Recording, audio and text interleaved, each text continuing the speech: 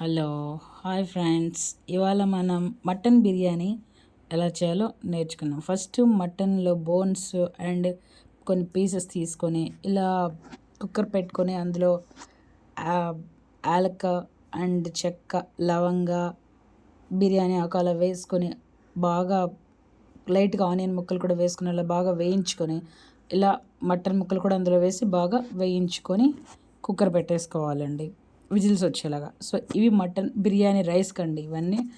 So ఇలా all ingredients అన్నీ తీసుకొని ఇక్కడ ఇది మనకు బాగా వేగుతుంది. కుక్కర్లో పెట్టానండి బోన్సెస్.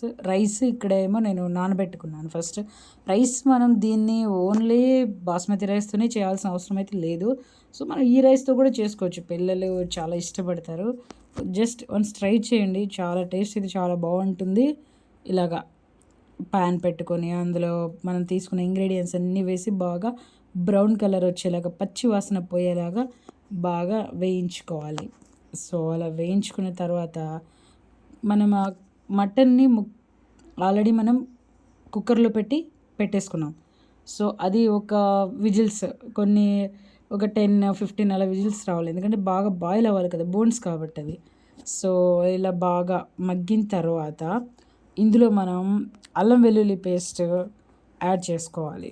అల్లం వెల్లుల్లి పేస్ట్ని యాడ్ చేసుకుంటే ఫ్లేవర్ అనేది దానికి పడుతుంది. పచ్చి వాసన పొయ్యేలాగా బాగా దాన్ని మిక్స్ చేసుకోవాలి. బాగా ఇలా కలుపుతూ ఉండాలి.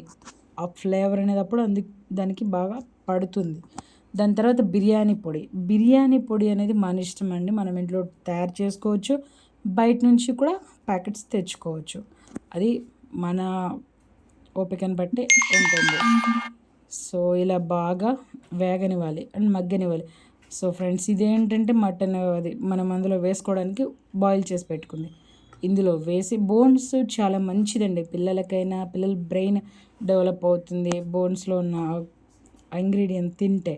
అలాగే పెద్దవాళ్ళకి మోకాళ్ళ గుజ్జు ఇంప్రూవ్ అయ్యేదానికి బోన్స్ అనేది చాలా చాలా ఉపయోగపడతాయి. బోన్ సూప్ కూడా చాలా బాగుంటుంది. సో ఇలాగా మనం ఆల్రెడీ వేయించి పెట్టుకున్న బ్రౌన్ కలర్ వచ్చి పెట్టుకున్న బిర్యానీ రైస్ ఇంగ్రీడియంట్స్లోకి ఈ మటన్ బోన్స్ అనేవి అందులో వేసి బాగా మనం కలుపుకోవాలి. ఇలా బాగా కలుపుకొని అందులో బాగా అది కూడా మిక్స్ అయిపోవాలి.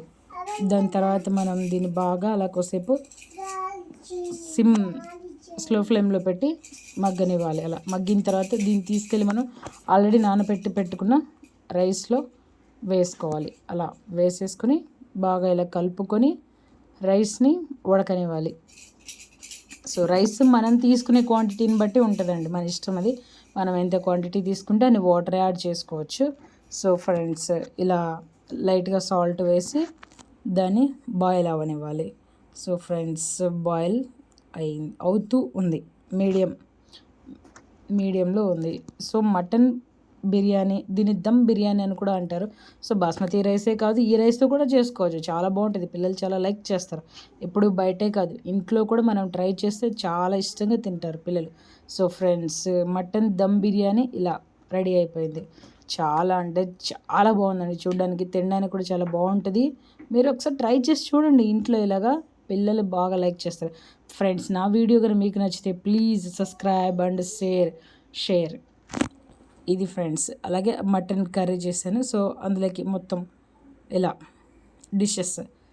సో ప్లీజ్ ఫ్రెండ్స్, ఒకసారి ట్రై చేయండి, చాలా బాగుంటుంది. Just once try.